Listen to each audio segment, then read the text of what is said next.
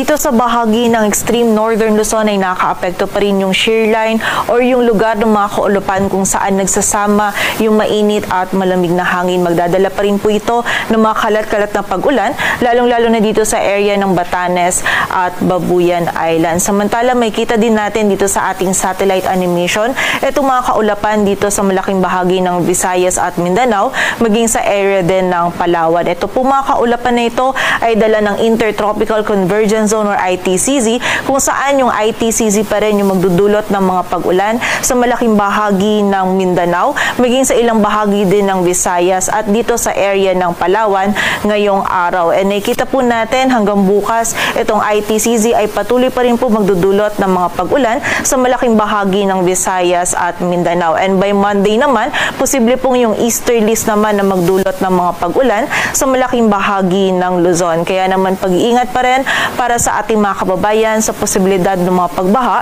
at pagguho ng lupa. And sa kasalukuyan po, wala pa tayong namomonitor na bagyo or low pressure area na maaaring makaapekto dito sa ating bansa.